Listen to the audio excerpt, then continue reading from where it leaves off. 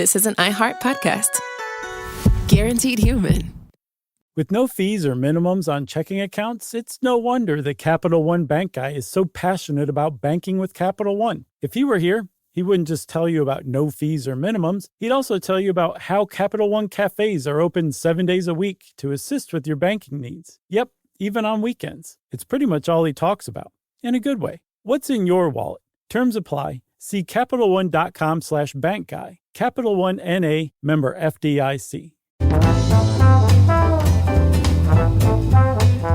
Hey, and welcome to the Short Stuff. I'm Josh, and there's Chuck, and Jerry's here sitting in for Dave, but he's here in spirit, so this is Short Stuff. So Dave, yeah, I miss Dave. I miss Dave too. It's been a little while. I haven't seen his lovely, handsome face. I have not seen another human being in 2 years. Oh, that's not true. It's been a while. You know, a human being who I have never seen, but wouldn't mind seeing because he has a great mustache, is a man named Justin O. Schmidt. He seems like a stash guy. Oh, he's a big-time stash guy from pictures. So I've seen him in pictures. I've never seen him in real life. How about that? Yeah, he seems like a guy. I wanted to see like if there were any interviews with him on video because he seems like quite a character. You would have to be to come up with what he did, which is the Schmidt Sting Pain Index, which is a scale that qualifies at least, and I guess quantifies numerically, the pain associated with the stings from different insects. Right. So we've talked about the hot pepper chart. Mm-hmm. I think we've talked about the regular pain chart. Yeah, with the faces. With the faces. Yeah. And I think Schmidt realized that there was they knew about like the damage a sting could cause, but like not the actual pain level. Is that right? Yeah, and he was already, he works with hymenopterans, bees, wasps, and ants. He's an entomologist, we should probably say. And he was getting stung already. And he's like, well, I might as well be the one to just go ahead and start making something like this so that there is some sort of index of how painful these things are. And I think ultimately, Chuck, he was trying to see if there was a correlation between the amount of damage done and the amount of pain inflicted initially. And where was Dr. Schmidt working at the time? UGA. Home of our national champion, Georgia Bulldogs. That's right. Feels so good to say. He was probably there not too long after the last time they were national champions. Yeah, I mean, that was 1980, and I think this was in 1984.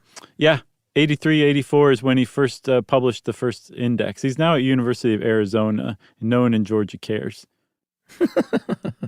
Oh, come on. Go Wildcats. Sure. I think that's Wildcats, right? Yeah, that's Wildcats. Yeah. Arizona State's the Sun Devils.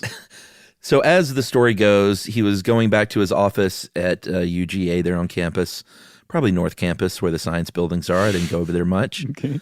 Not very good looking part of campus, but that's where those science buildings are. And you haven't been to Athens in a while, right? It's been a while. Yeah, you should check it out. You'll see people there too, so you can kill two birds with one stone. Oh, okay, people. Haven't seen them in a while. That's right. So he was coming back after a cross-country road trip with his wife, Debbie, who's a zoologist. And this is when he put out his Schmidt. It's like one of the few times you can name something after yourself without, like, because of ego, you know? Mm-hmm. It's rather appropriate he named it after himself, not just for all of the pain he endured. He was stung at least 1,000 times by his estimate, while he cataloged 83 different species, but also like the personality he associated with the index too. It's not just like a sweat bee is a 1, moving on.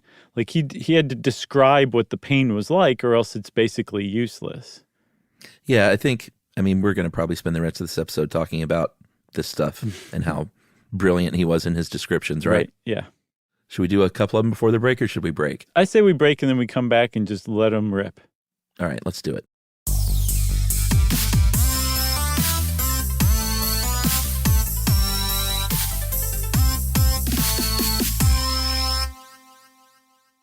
This is Tamara Judge from Two Teas in a Pod with Teddy Mellencamp and Tamara Judge. Can we take a moment to talk about Chewy? I get everything for rugby from Chewy. His food, the treats, I'm constantly reordering, the toys he destroys in minutes, even his supplements. And it always shows up fast. Chewy also handles the serious stuff, prescriptions, pet insurance, telehealth vet visits, and they're even rolling out vet clinics across the country. Their 24/7 customer service actually understands dog moms like me and cat moms, bird moms, reptile moms, all of us. And with Chewy's 1-year satisfaction guarantee, trying something new is never stressful. For life with pets, the answer is Chewy. Save $20 on your first order with free shipping at chewpanions.chewy.com/teapod. Joy is essential, and it's also elusive. You can't order it, you can't borrow it, or simply hope it into life. But now, there's a new and exciting way to start your journey toward a more joyful existence. Joy 101. It's a new podcast hosted by me, Hoda Kotb. Together, guys, we'll have meaningful conversations with the world's most fascinating people. Entertainment legends, sports icons, wellness experts, and everyday people will share how they find, allow, and experience joy. And I'll offer some of my own tips and takes on seeking a more balanced and harmonious life. If you're craving inspiration, support, and useful tools to maximize your joy, tune into these candid, uplifting, and moving on-air chats. Joy after a breakup, joy as an empty nester, joy after a loss, joy as a caretaker. This new podcast will speak to you. Listen to Joy 101 on the iHeartRadio app, Apple Podcasts, or wherever you get your podcasts.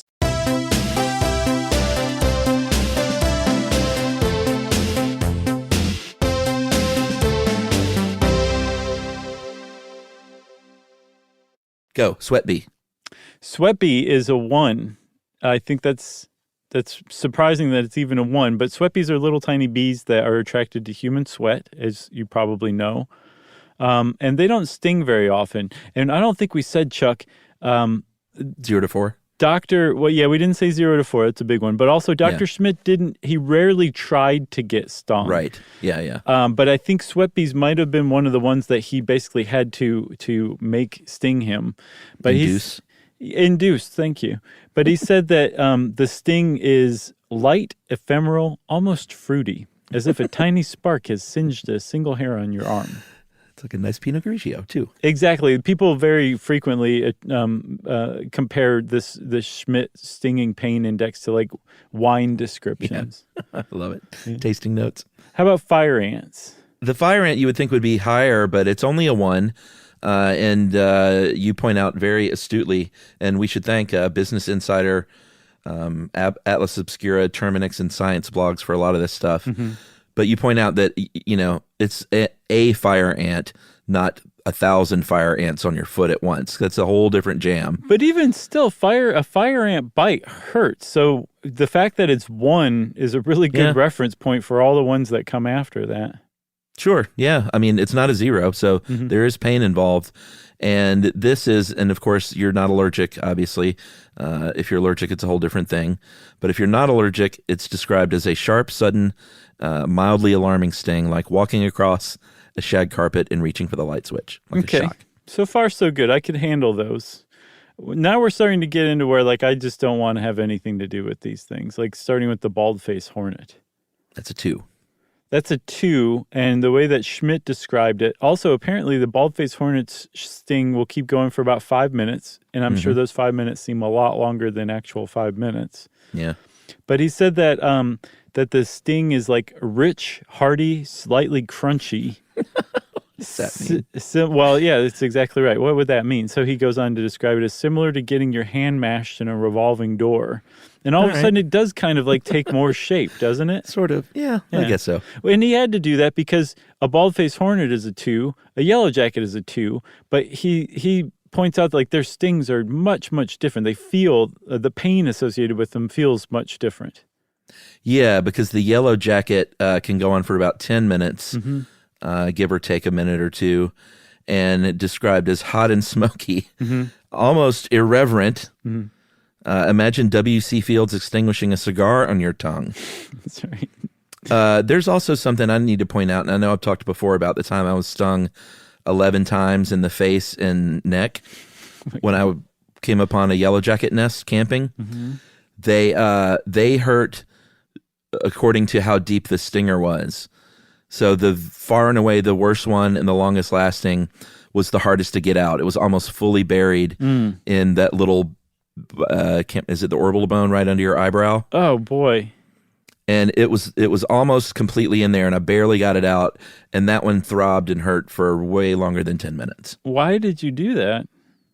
Why did I do what? Why did you get stung by 11 yellowjackets? I didn't do it on purpose. Man, were you like going after their honey or something? No, we were going down the side of a mountain toward a river, and they have their nest in the ground, and we just disturbed it. And we got down to the river, and all of a sudden we were swarmed, and I probably ran a mile through the woods, and they were probably not a mile. It felt like a mile, half a mile, Yeah. and they were still coming after us. Like we stopped, Crazy. and like here come 8 or 10 of them still after us. Wow. Angry yellowjackets. Wow. I should probably also point out too, Chuck, that I know that they're yellowjackets are wasps and wouldn't make honey. I was joking. Right. How about red harvester ants? Have you ever been stung by one of those?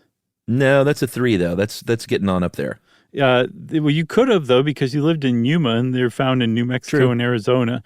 But they can inflame your nerves for hours. It says. Yes, bold and unrelenting. Somebody is using a drill to excavate your ingrown toenail. Oh, actually, I had a descriptor that I always said for years about the one on my eyebrow. Okay, let's hear. It felt like someone had a thumbtack stuck on that bone, and they were just tapping it with a little ball peen hammer.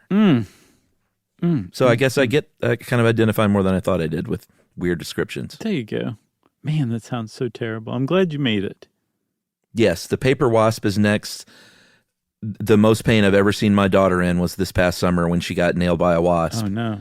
Awful. It's a 3.0. She screamed like I've never heard before, and I felt so terrible. I'll bet. The good news is it's only about 15 minutes, and then it completely went away. And the pain, and this is actually what she said. She said, it's caustic and burning with a distinctly bitter aftertaste, like spilling a beaker of hydrochloric acid on a paper cut. That's crazy. So she's read Schmidt's book?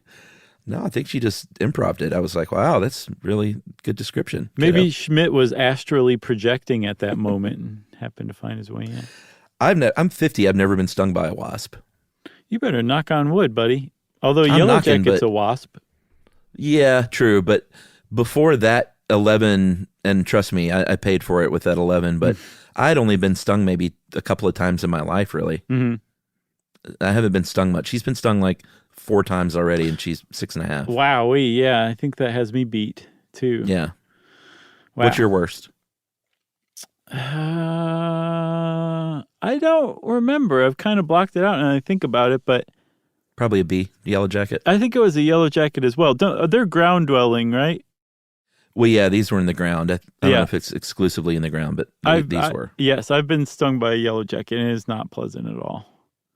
Yeah, I think those that's probably wasps, the worst. the wasps look painful.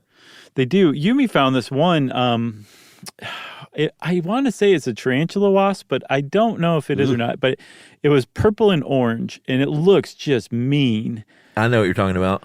And she was like, that looks like something that shouldn't be near Momo. So she got Momo away, and then she went and looked it up. And yes, It turns out it has one of the most painful stings on the planet.